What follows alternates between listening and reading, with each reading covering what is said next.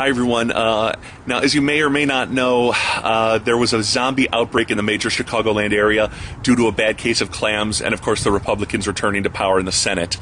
Now, I've been on my own for about 3 days. I think I finally found a safe haven. So I thought what I'd take this time to do now is review AMC's The Walking Dead, the new series based on the comic book by Robert Kirkman about survivors in a zombie apocalypse. We'll take a look at the pilot, see how it rates up, and how it compares to the original comic book source material. Wait, I think I heard something. Hold on. No, I think I'm safe. Okay. Well, anyway, enjoy the show.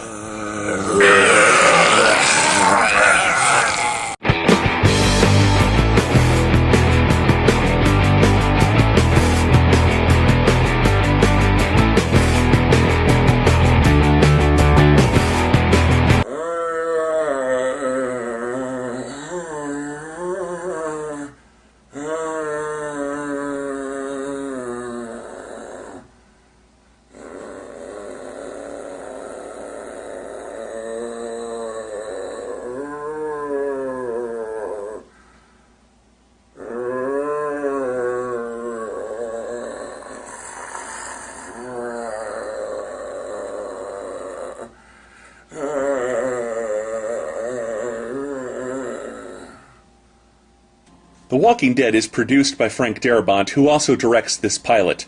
Darabont, of course, is no stranger to horror, having directed Stephen King's The Shawshank Redemption and The Green Mile. Like the book, the series focuses on policeman Rick Grimes, played by Andrew Lincoln. The very first scene establishes that we're in some sort of apocalyptic setting as abandoned cars and dead bodies galore dot the landscape. As Rick goes Mad Max to look for gasoline, he soon realizes he's not alone. But the little girl that he thinks he's rescuing turns out to be none other than a zombie who Rick is forced to put down. It's this scene that helps set up the various morality issues Rick will be facing, as every instinct he has tells him not to shoot a little girl, but his own survival is now a top priority. From there we jump back in time as Rick and his partner Shane are talking over women problems. Shane, played by the Ferrigno-esque John Bernthal, is something of a misogynist, while Rick is having issues with his wife Lori. The two respond to a call to intercept a car full of fugitives. A shootout ensues and Rick takes a bullet. He wakes up in a hospital sometime later, only to realize that something is terribly wrong. Leaving his room, he finds the hospital abandoned and soon finds a woman's head attached to what's left of her body.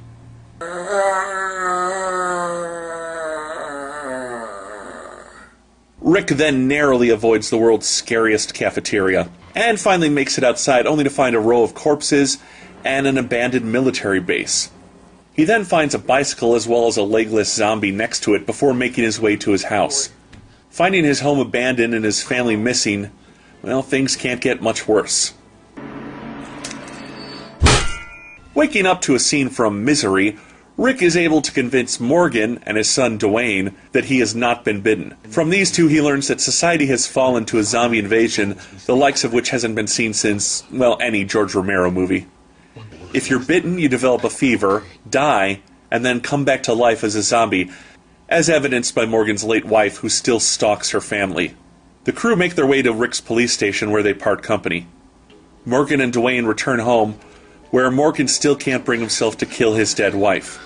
Rick heads towards Atlanta, where survivors, and possibly his wife and son, are rumored to exist.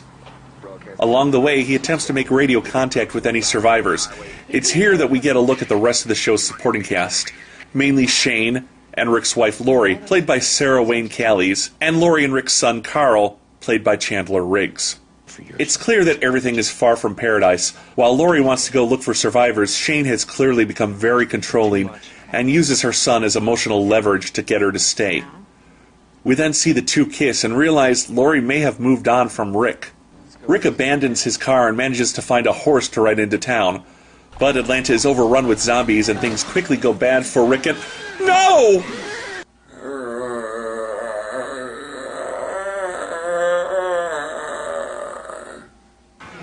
Rick manages to fight his way into a tank of all things. Surrounded by zombies who, for some reason, aren't eating the horse they're shredding, Rick then hears a mysterious voice. Yeah, you in the tank. Cozy in there?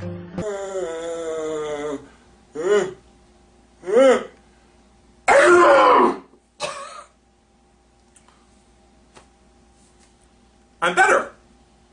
I guess it was a 24-hour zombie virus. Anyway, let's see how the comic book compares to the pilot. Now, the first thing you should know is that the plot of the pilot equals about the first issue and a half of the comic book series, which makes sense because the pilot is exceptionally long. It clocks in at 1.5 hours, including commercials. Also, the pacing of the comic is much, much quicker than the pilot. I mean, the first 15 minutes or so are all about Shane and Rick talking about their lady problems. It never happens in the book. The shootout where Rick is shot, well, that's only the very first page of issue 1. Also, Rick's introduction to zombies is much quicker as he does get into the hospital cafeteria. You need to find he's on the menu.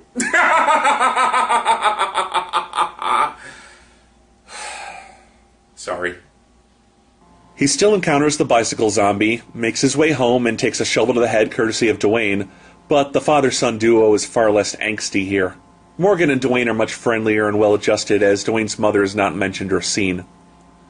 We never check in on the other survivors during the comic as we strictly follow Rick at first. He spends time talking to his horse, arrives in Atlanta, and then gets attacked by massive zombies before he's pulled into an alley by Glenn, the voice on the tank's radio in the TV series. In fact, there is no tank in the comic, just a lot of axe-to-the-head action and running. Overall, the pilot is a fairly faithful adaptation of the comic book sequences. You can't fault them for going to the survivors camp, as we need to start establishing Laurie and Shane's character right away, as they'll undoubtedly be two of the most important supporting characters on this series. So, where does the pilot succeed and where does the pilot fail? For me, as an avid reader of this series, the show works best when it's surprising me. The opening sequence with the little girl is appropriately tense, and when Rick's running from the ghouls under the tank, I'm actually scared with him. I did also enjoy the expansion of the character of Morgan.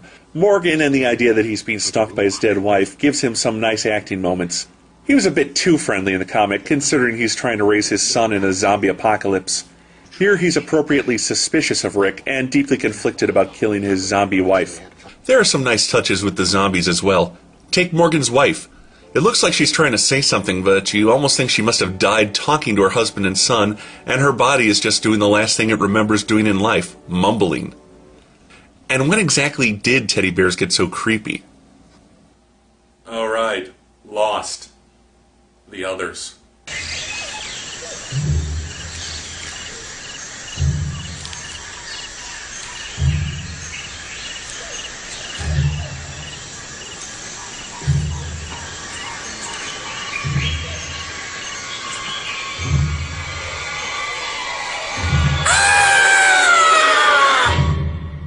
Where the series is less than successful is in its pacing.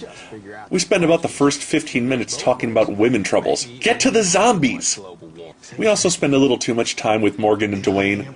For me, the book didn't really take off until Rick reaches the other survivors and becomes the de facto leader. The pilot is more or less a prologue to the actual series. Also, Rick comes off as browbeaten, and in her scene, Laurie almost seems like she just wants to argue with Shane for the sake of arguing. Now, I never cared for the character in the book, so I guess they're doing a good job with the adaptation because I don't like Laurie now.